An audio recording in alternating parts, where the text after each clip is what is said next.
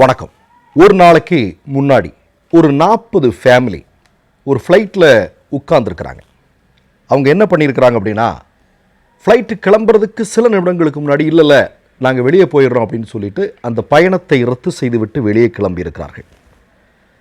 அதே மாதிரி அன்றைய தினம் மட்டுமே ஏறத்தாழ 2000 3000 விமான டிக்கெட்டுகள் இந்தியாவிலிருந்து பதிவு செய்யப்பட்டிருக்கின்றன. உடனடியாக அமெரிக்காவுக்கு போகணும் அப்படின்னு பதிவு செஞ்சுருக்கிறாங்க. அன்னைக்கு பார்த்து மோடியினுடைய உற்ற நண்பராக இருக்கக்கூடிய அதானியினுடைய கையில் தானே இதெல்லாமே இருக்குது. விமான கட்டணங்களும் தாறுமாறாக ஏறியது. ஏன் இப்படி ஒரு ஃபேமிலி திடுப்புன்னு அமெரிக்காவுக்கு போகிறாங்க, பயணத்தை ரத்து செய்கிறாங்க? இந்தியாவில் இருக்கக்கூடிய ஒரு 2000க்கும் 3000க்கும் அதிகமானவர்கள் எப்படியாவது அமெரிக்கா போய் சேர்ந்தா போதுங்கிற மாதிரி இவ்வளவு பெரிய பதட்டம் அடைவதற்கான காரணம் என்ன? ஏன்னா அன்றைய தினம்தான் மோடியினுடைய உற்ற நண்பராக இருக்கக்கூடிய ட்ரம்ப் ஒரு அறிவிப்பை வெளியிடுறார். என்ன அறிவிப்பு? H1B விசாவினுடைய கட்டணம் அதை 465 மடங்கு உயர்த்தி ஒரு அறிக்கையை வெளியிடுகிறார். இதனால் பெரிய அளவில் பாதிக்கப்படக்கூடியது நம்முடைய இந்தியாவை சார்ந்த மக்கள். சரியா? இப்போ H1B விசா அப்படின்னா என்ன அப்படிங்கிறது நமக்கு எல்லாருக்கும் தெரியும். ஆனாலும் ஒரு வார்த்தை அதை பற்றி சொல்லி ஆகணும். அதாவது வெளிநாடுகள் இருக்கக்கூடிய திறமையான பணியாளர்கள் இருக்கிறாங்க இல்லையா, இவங்களை அமெரிக்காவிற்கு அழைத்து வந்து வேலை கொடுக்கக்கூடிய ஒரு நடைமுறை, அதற்காக கொடுக்கக்கூடிய ஒரு சீட்டு, அது இதுக்கு முன்னாடி வரையிலும் 18 லட்சம் ரூபாவாக இருந்தது இந்திய மதிப்புப்படி. இன்றைக்கு அதனுடைய தொகை எவ்வளவு தெரியுமா? ஏறத்தாழ நீங்கள் பார்த்தீங்க அப்படின்னா 85 லட்சம் ரூபாய்க்கு பக்கத்தில் வந்திருக்கு. இப்போ என்ன பண்ணுறது? எல்லாமே சிக்கலாயிடுச்சு. இந்த விசா இருந்ததுன்னா 3 வருஷத்துலேருந்து 6 வருஷம் வரைக்கும் அங்கே நீங்கள் வேலை செய்யலாம். இதுதான் இதனுடைய ஒரு மிக முக்கியமான விஷயம். ஆனால் ஏன் ட்ரம்ப் இவ்வளவு கோபமாக இருக்கார் மோடி மேலே? அதுக்கு 2 மிக முக்கியமான காரணங்கள் இருக்குது. ஒன்று என்ன அப்படின்னா, இப்போ இந்த ஆப்ரேஷன் சிந்தூர், அதே மாதிரி அதன் பிறகு நடைபெற்ற இந்தியா பாகிஸ்தான் நடைபெற்ற அந்த பதட்டம், இதெல்லாம் நமக்கு நல்லா தெரியும். இதன் பிறகு ட்ரம்ப் பல விஷயங்களை பேசுனது, இதன் மூலம் மோடியினுடைய இமேஜ் டோட்டலாக டேமேஜ் ஆனதெல்லாம் நமக்கு தெரியும். அப்போ என்னென்னா, மோடி சில முடிவுகளை எடுக்கிறார். மோடி எப்போவுமே தன்னுடைய இமேஜுக்கு எந்த ப்ராப்ளம் வரக்கூடாது அப்படின்னு பார்க்குறாள் தான்.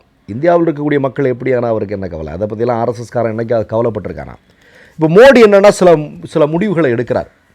இது எடுக்கிறதுங்கிறது ஒரு பக்கம் நடந்துட்டு இருந்தாலும் இந்தியாவில் இருக்கக்கூடிய சில ஊடகங்கள் இருக்குது. உங்களுக்கெல்லாம் தெரியும், அர்னாப் கோஸ்வாமி தான் அதனுடைய தலைமை பொறுப்பில் இருக்கிறவன். வாய் திறந்தால் பொய் மட்டுமே தான் பேசுவான். இவன் என்ன பண்ணுறான்னா, தொடர்ந்து இந்த ட்ரம்ப் ஒன்றுமே இல்லை, மோடி நினச்சா அதை பண்ணிடுவார் இதை பண்ணிடுவார் அப்படின்னு சொல்லி தொடர்ந்து ஊடகங்கள் அவன் பேசிகிட்டு இருக்கிறான். இது ட்ரம்ப்னு சொல்லக்கூடிய ஒரு ட்ரம்ப் ஒரு அரமெண்டல் தானே, உங்களுக்கெல்லாம் நல்லா தெரியும்னு நினைக்கிறேன். அந்த ஆளுக்கு ஒரு மாதிரி கிளி பிடிச்சிருச்சு. அதனால் அவன் என்ன பண்ணுறான்னா, அர்னாப் கோஸ்வாமியை வச்சு நீ இதெல்லாம் பண்ணிகிட்ருக்கியா, அங்களுடைய ஊடகங்களை வச்சு நீ உன்னை பெரிய ஆளுன்னு காட்டிகிட்டு இருக்கியா, அப்போ உனக்கு இந்த பாரு நான் வைக்கிறேன் ஆப்புன்னு சொல்லிட்டு இப்படி ஒரு செய்தி அவர் வெளியிட்டிருக்கதாக ஒரு தகவல் வருகிறது. இது ஒன்று. இது நீங்கள் இந்தியாவில் இந்த அர்னாப் கோஸ்வாமியினுடைய இந்த மோடி புகழ்பாடக்கூடிய வீடியோ வைரல் ஆகிறத விட அமெரிக்காவில் வைரல் ஆகிட்டு இருக்கு. யார் அதை மிகப்பெரிய வைரல் ஆக்கிட்டு இருக்கிறாங்க அப்படின்னா, இந்த H1B விசா வச்சுருக்கிறாங்க இல்லையா, இந்த குரூப்பு தான் முழுமையாக இதை பரப்பிட்டு இருக்கிறாங்க. இதை பார்த்து கோபமடைந்த ட்ரம்ப், சரி அப்படின்னா இந்த வச்சுக்கோ. ஏன்னா நீங்கள் நல்லா பார்த்துக்கணும், ஒரு 5 லட்சத்திற்கும் அதிகமான பேர் அமெரிக்காவில் வேலை செய்கிறான், இந்திய மக்கள் வேலை செய்கிறான் இந்த H1B விசாவில். அதில் 71% இந்திய மக்கள். ஒட்டுமொத்த மக்களில் மன்னிக்கும், ஒட்டுமொத்த மக்களில் ஒரு 5 லட்சம் பேர்னா அதில் 70% இந்தியாவை சார்ந்த மக்கள் இருக்கிறார்கள். இப்போ அர்னாப் கோஸ்வாமி இந்த மாதிரியான பொய்யான சில தகவல்களை சொல்கிறது, இல்லை மோடி புகழ் பாடுறது, இதெல்லாம் பார்த்து எரிச்சல் அடைஞ்ச ட்ரம்ப் இதை ஒன்று பண்ணியிருக்கார். 2வது மிக முக்கியமான விஷயமாக சொல்லப்படுறது என்ன அப்படின்னா, இந்தியாவில் மோடியினுடைய ஆட்சியில் கிறிஸ்தவர்களின் மீது நடந்திருக்கக்கூடிய தாக்குதல். உங்களுக்கு தெரியும், அமெரிக்கா ஒரு கிறிஸ்தவ நாடு. நம்ம இங்கே இருக்கக்கூடிய பெந்தகோஸ்து மாதிரியான, அதாவது கிறிஸ்தவ மதத்தில் இருக்கக்கூடிய ஒரு பிரிவினர், உங்களுக்கெல்லாம் நல்லா தெரியும்னு நினைக்கிறேன். அவங்க தீவிர பக்தர்களாக இருப்பார்கள். அதை ஒட்டின ஒரு நம்பிக்கை தான் அமெரிக்காவிலும் கிறிஸ்தவ மக்களிடம் நிலவி கொண்டிருக்கிறது. அப்படிப்பட்ட ஒரு நம்பிக்கையுடைய நாட்டில் நம்முடைய இந்தியா என்று சொல்லக்கூடிய உலகின் மிகப்பெரிய ஜனநாயகத்தில் மோடி ஆட்சி பொறுப்புக்கு வந்தவரும் இந்த பஜ்ரங் தள் மாதிரியான RSS சங்க பரிவார கும்பல்கள் எல்லாம் சேர்ந்து கிறிஸ்தவ தேவாலயங்களின் மீது, கிறிஸ்தவ கன்னியாஸ்திரிகளின் மீது, கிறிஸ்தவ மக்களின் மீது கொடூரமான தாக்குதலை நடத்தி கொண்டிருப்பது அதிகரித்திருக்கிறது அப்படிங்கிறது நமக்கு தெரியும். இதிலையும் அங்கே இருக்கக்கூடிய பல அமைப்புகள் ட்ரம்புக்கு நெருக்கடி கொடுத்துட்டு இருக்கிறாங்க அப்படிங்கிற ஒரு தகவல். அப்போ இதெல்லாம் சேர்ந்து தான் இன்றைக்கு ஒட்டுமொத்தமாக ஒரு மிகப்பெரிய அளவில் மோடிக்கு ஒரு ஆப்பா இறங்கியிருக்கு அப்படிங்கிறதான் இதில் நம்ம சொல்ல வேண்டிய ஒரு மிக முக்கியமான செய்தி. இப்போ டிசிஎஸ், இன்ஃபோசிஸ், விப்ரோ மாதிரியான மிகப்பெரிய நிறுவனங்கள் எல்லாம் இருக்கு இல்லையா, இவன் எல்லாம் இப்போ என்ன பண்ண போகிறான் தெரியுமா? ஆள்குறைப்பு நடவடிக்கைகளில் இறங்க போகிறான். அதாவது 15 பேர் இருந்த இடத்துல 4 பேரை வச்சு வேலை செய்ய போகிறான். ஏற்கனவே உங்களுக்கு தெரியும், திருப்பூரில் நேற்றைய தினம் வந்திருக்கக்கூடிய செய்தி என்ன, கதறிக்கொண்டிருக்கிறார்கள் அங்கே இருக்கக்கூடிய மக்கள் இல்லையா, கடுமையான கதறல். வேலை இல்லை, பிள்ளைங்களை பள்ளிக்கூடத்துக்கு கொண்டு போக முடியலை, நாங்கள் அங்கேருந்து கிளம்புறோம்னு சொல்லிட்டு ஏராளமான மக்கள், திருப்பூர் மக்கள் மட்டுமல்ல, ராஜஸ்தானில் இருக்கக்கூடிய நகை வியாபாரிகள் உட்பட மிகப்பெரிய அளவில் சிக்கலை சந்தித்து கொண்டிருக்கிறார்கள் அப்படிங்கிறதா உண்மை. அப்போது மோடியினுடைய ஆட்சியில் ஏற்கனவே நமக்கு யாருக்கும் வேலை இல்லை இல்லையா, இருக்கிற வேலையும் பறி போய் கொண்டிருக்கிறது.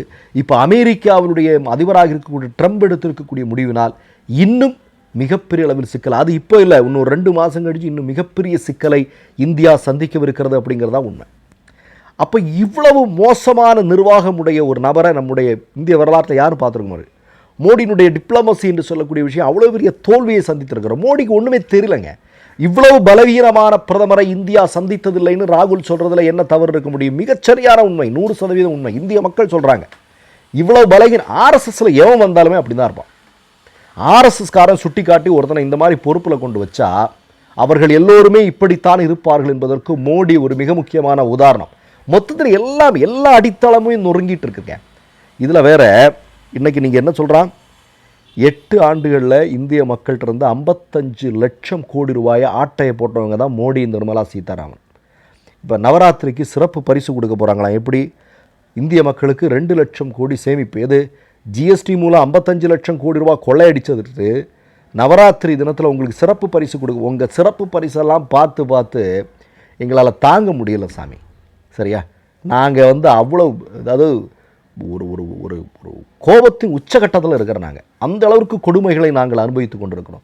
திரும்ப நீ நவராத்திரி ப்ரைஸு, அந்த ப்ரைஸு, இந்த ப்ரைஸு, இந்த குழந்தைகள்கிட்ட விளையாடுற மாதிரி தயவு செஞ்சு விளையாடிட்டு இருக்காதீங்க, அது உங்களுக்கு நல்லது இல்லை அப்படிங்கிறத இந்திய மக்கள் சொல்ல ஆரம்பித்திருக்கிறார்கள். அது ரொம்ப முக்கியமான விஷயம்.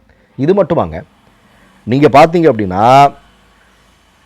சொபகர் என்று சொல்லக்கூடிய எங்கே ஈரானில் இருக்கக்கூடிய ஒரு துறைமுகம், அதற்கு தடை விதித்திருக்கிறார்கள். அதன் மூலம் இந்தியாவுக்கு வரக்கூடிய எவ்வளோ பெரிய சிக்கல்கள் இல்லையா, அதெல்லாம் நம்ம கடந்த கால பதிவுகளில் நம்ம சொல்லியிருக்கிறோம். இப்போ ஒட்டுமொத்தமாக சுற்றி அடிக்கிறான் மோடியை, சுற்றி அடிக்கிறான் மோடியை, சரியா? 75வது பிறந்தநாள் கொண்டாடி கொண்டு இன்னமும் நான் அந்த நாற்காலியில் உட்கார்ந்து கொண்டே இருப்பேன் அப்படின்னு சொல்லி கொண்டிருக்கக்கூடிய மோடியை ட்ரம்பினுடைய மிக முக்கியமான அதிரடி நடவடிக்கைகளும் சேர்ந்து இன்னைக்கு கதற விட்டு கொண்டிருக்கின்றன என்பதுதான் உண்மை. ஆனால் என்ன, மோடியோட முடிஞ்சால் சரி, ஆனால் பாதிக்கப்படக்கூடியது இந்திய மக்களாக இருக்கிறார்கள் அல்லவா, இந்தியாவுடைய பொருளாதாரமாக இருக்கிறது அல்லவா, அதான் ரொம்ப பிரச்சனையாக இருக்குது இல்லையா? நேரு ஆரம்பித்த ஐஐடி மிகப்பெரிய நிறுவனங்கள், இதுலேருந்து படிச்சுட்டு போனவன் பூரா அங்கே போய் வேலை செய்கிறான். அந்த நிறுவனங்களை பற்றியெல்லாம் நமக்கு யோசிக்கும் போது எவ்வளோ சந்தோஷமாக இருக்குது. ஆனால் இன்றைக்கு அப்படி செல்லக்கூடியவர்களுக்கெல்லாம் வேலை இல்லை. இனிமேல் இவ்வளோ பெரிய பணம் இருந்தால் தான் அங்கே வேலை செய்ய முடியும், வேணும்னா நீ வா இப்படிங்கிற மாதிரியான ஒரு கொலவெறியோடு ட்ரம்ப் சுற்றிட்டு இருக்கிறான். ஆனால் மோடி என்ன பண்ணிகிட்டு இருக்கிறாரு? மோடிக்கு அடுத்தது பீகார் தேர்தல். பீகாரில் என்ன பண்ண முடியும், இதை பற்றி யோசிச்சுட்டு இருக்கார் அவர். ஏன்னா அதிகாரம் தானே முக்கியம். இதை இந்திய மக்கள் நன்றாக புரிந்து வைத்திருக்கிறார்கள் என்பதுதான் உண்மை.